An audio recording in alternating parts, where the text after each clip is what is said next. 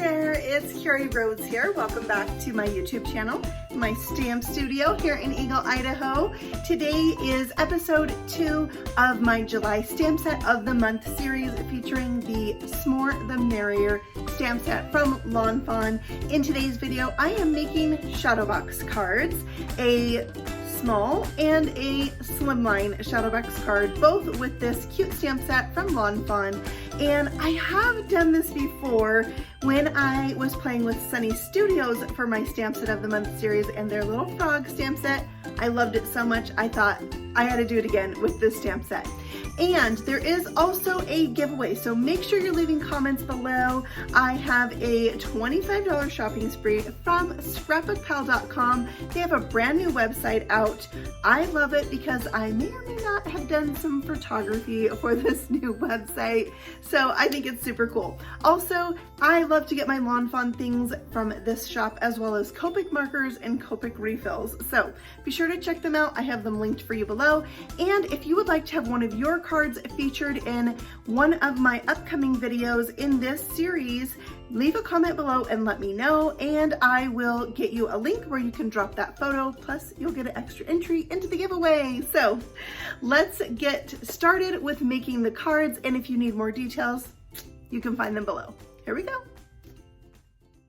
This is the S'more the Merrier stamp set, just in case you hadn't yet seen it. And I'm also going to be using the shadow box die set from Lawn Fawn, as well as this mountain add-on for the shadow box. All of those pieces except the little smoke piece I'm going to be using today. Now, this is the main die that you need to die cut a shadow box. You're going to take this die and cut 2 of them. I'm going to do that from some dark green cardstock. This is the card that I am making for my daughter to send in her bag, and hopefully she'll find it when she's at summer camp. So now I am die cutting one of the panels with this opening to create a window. The window is important for a shadow box. Next, I'm taking the new watercolor paper from Lawn Fawn and die cutting out some panels to put on the outside of the box and be the back of the box. So those are ready to go, as well as several other die cuts. Now I have all my images stamped out from that S'more the Merrier stamp set, and I'm going to show you coloring of the hedgehog because I had already colored all of these images in episode 1. If you missed episode 1, I will link it for you below so you can check that out and see what I made there. I did cards where I did not make a scene, and I used the Plaid stencils. So I think they're pretty cool cards. You'll have to go check it out. All right, so I'm just trying to make the hedgehog so maybe his tummy is a little bit lighter because that's the part of him that's going to be facing the fire in our campfire scene. So there he is, all colored and ready to go. I'm also going to show you all of the markers I used. In case you want to replicate anything, you can see them up on the screen, and then you can use those. So there's all the images colored, colored and ready to go. There is a die cut to die cut each of these. So I'm going to bring those in and die cut them out. And then it's time to put the box together. So I have these smaller stitched panels that are dies from the shadow box main die set. And I'm going to put those on the ends of what will become my shadow box. And then I have trees that I can add to those. Now the trees are from the mountain add-on, so I'm adding those. I did a little bit lighter color green, and I put both trees on either side of that opening. On the back panel, I'm going to stamp it before I stick it down. I'm using some soot ink because I thought it went well with fire. So I am stamping "Everything is S'more Fun with Friends," and I tried to kind of put them a little bit wonky. I thought that was fun, and I love the shape it ended up making. For the other large panel, that one's going to go on the opposite side of this one right there. And that will be my background. Now in that mountain add-on, there is a bridge. That's what the pieces are that go inside of a shadow box are called. That is shaped like mountains. So I'm going to cut off the snow-capped part where it overlaps the scored tab. Those scored tabs are how you're going to connect the bridges to the inside of the shadow box. I like to do that with some double stick tape, so I'm going to add double stick tape onto the mountain bridge as well as the two grass bridges. Now the grassy ones or the hill ones come from the main shadow box die. So now I have my double stick tape everywhere that I want it. I also like to use a little bit of liquid adhesive in case I need a little wiggle room, plus for added adhesion. So now let's attach those bridges. So you really just want to take the adhesive off of one of the ends. I got a little premature and took the other one off, but I'm not going to stick that one down just yet. So you can stick these in a way that's going to work to your advantage as far as layering goes. So the first bridge I put close to my window and farther down on this side panel. The next one I put a little farther up and farther back on this side panel, and the mountains even farther back and higher up. So then once those are adhered down, I'm going to remove the backing from the other end and then close that other side panel down onto them. I'm going to hold that in place and let it adhere really well, and then I can fold my front flap over and connect it to that side flap, and then I just like to go back and forth folding it both ways to make sure everything is adhered down. And there you can see my bridges. They look great. So now I'm going to add in all of the things. I have these little cabins that I die cut out there from that mountain add-on. They could be cabins, a log house, you know, whatever you want them to be. But, you know, if we're talking about summer camp, there are definitely cabins. So I added a little bit of detail with a Copic marker, adhered them to a solid yellow panel so they have yellow windows, and then added a dark brown roof. Now I'm adding a little paper or cardstock piece behind my hill so that I have something to attach these to a little bit better, because it was so little of the cabin that was actually sticking to that hill. So a little cheat you can do when making a shadow box. And now I added the fire to the front of the panel, the card, and then the little critters I'm going to put on that hill right behind the fire, just giving a little bit of dimension there. So then I'm adding all of the s'mores things to the back of this box for just some really cute detail. So the marshmallows, the bag of marshmallows, the box of graham crackers, this candy bar, so cute, a little s'more already made, and the little guitar on the back here. Now I did want something else, so I will go back and add to that in a little bit. I'm going to have the hedgehog holding that marshmallow on a stick right over the fire, and then for the sides of the box I die cut some more of those bridges, but then I also die cut it with that side panel to create a little hill for these other scenes on the side of the box. I also felt like the way the cabin was colored wasn't working for me, so I completely colored it in with that lighter marker. I believe it's E34, and I added a little E23.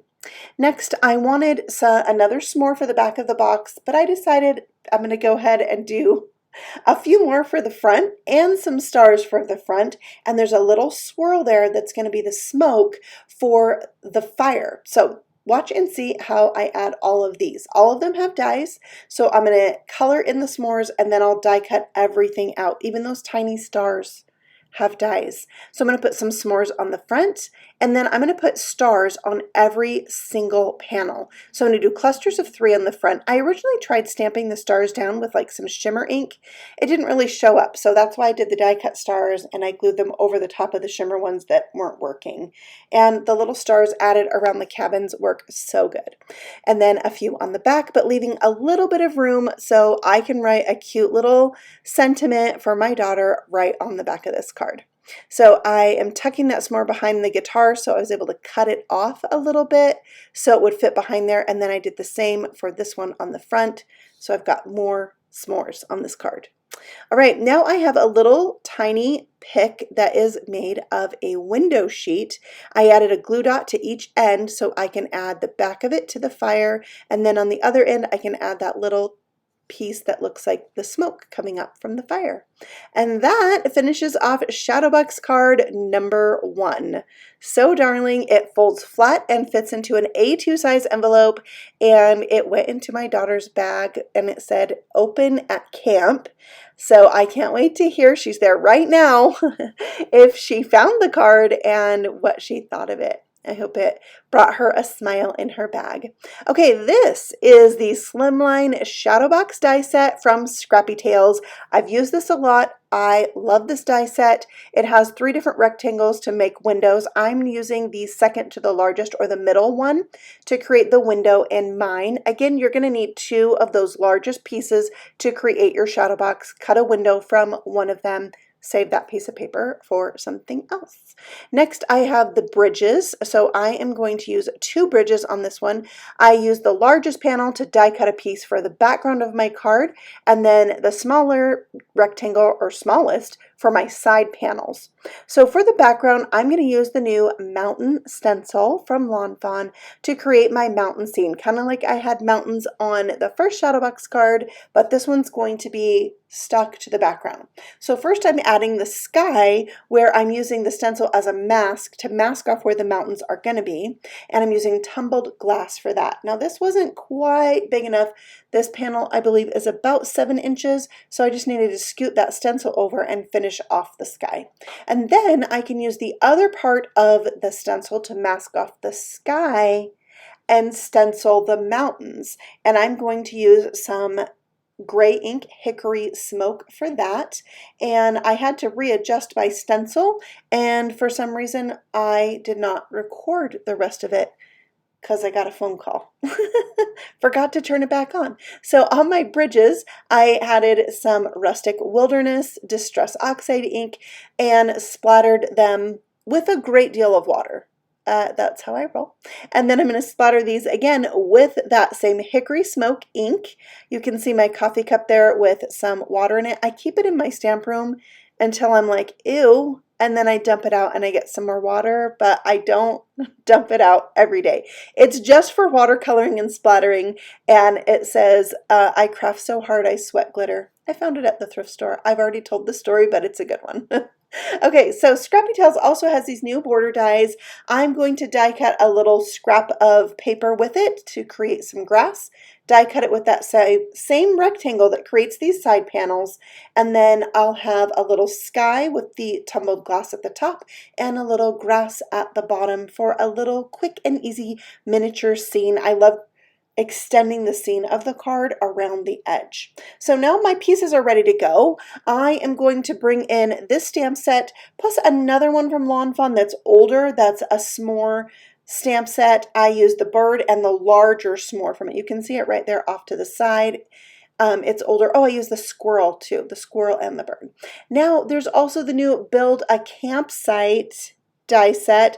I die cut some tents from that to go in my shadow box. So the tent has 3 pieces. The solid piece, I'm going to call it the decorative piece, and then like the flap piece. So you're just going to layer those 3 up. I added a little hickory smoke ink to them for added dimension, and I did do a little Copic line right around the opening of the tent, and that really made a huge difference. All right, so now I am adhering that mountain background to my card, and then on the opposite side, the window, I'm taking some scraps of heavyweight cardstock and gluing them on the frame. Because that frame is so thin, this card is so big, it needs a little bit more stability, and so this is a good way to use up my super heavyweight cardstock scraps. All right, so we're going to put this together just like we did the other one. We're putting the 2 large panels together where that side piece and that tab meet. And then once we're done with that, we can add in our bridges. But I like to go ahead and get all my adhesive in place and check it out before I do that. Also, I am adding a little bit of grass to the front of this. I'm going to angle it a little bit different than how it is. And so I'll just glue that in place and then just cut off the excess. And also Lawn Fawn has a lot of grassy border dies, so you could totally use that. I just happen to have my bin out with my Scrappy Tales things, and she had this new die, so I had to try it out on today's card. Okay, so there I am adding those side panels in, and I sometimes will put my bridges in right away, but I do like to put anything that's supposed to go on the outside on first. So that's what I was doing there. And there you can see I'm just attaching the bridges to the side panel like I did on the first card, staggering how high they are and how far apart they are as I go. This one only has 2, so I didn't have to put them too close together. Then I have those down. I will add adhesive to the other end, close that down so the side flap picks them up, and then we can put the whole entire box together on this end flap with that tab. And just press it into place both ways, make sure everything is good.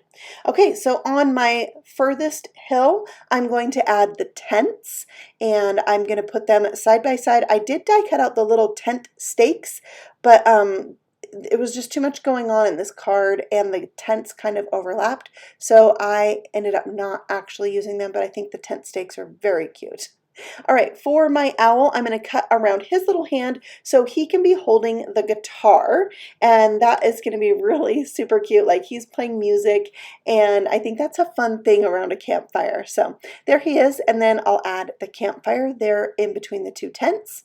The hedgehog, I decided to also cut around his hand with my X-Acto knife, and he'll be holding that s'more stick just like on the other card, but this time his hand is holding it. I think that's a really cute look. So there he is, and then the fox is with him, getting all warm.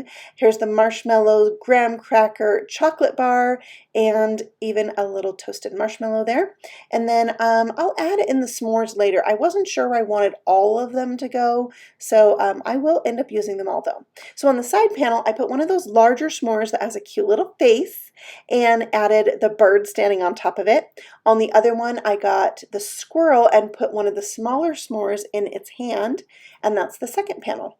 Now I am adding some trees. These trees are actually from the Build a Campsite that the tents are from. So I'm going to put some in between the tents and then some off to the left when you're looking at the card. And then for the right hand side, I decided to go ahead and die cut out this sign that says camp, also from the Build a Campsite. And I just have 2 of the sticks that the sign is on, one to go on the far side of the hill and one to go on the front side of the hill to make it more sturdy.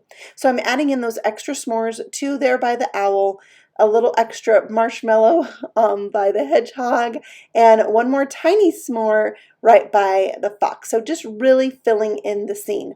Then on the back, I have these 3 larger s'mores I'm going to add, and leaving plenty of room for a sentiment on this card. So I didn't create a whole nother scene on the back.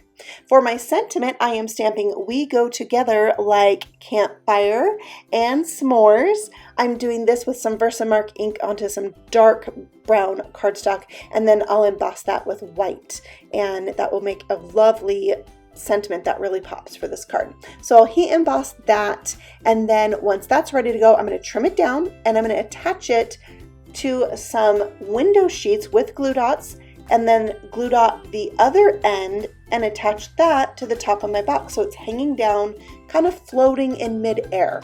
I love that. Kind of like I did with the smoke on the fire for card number 1.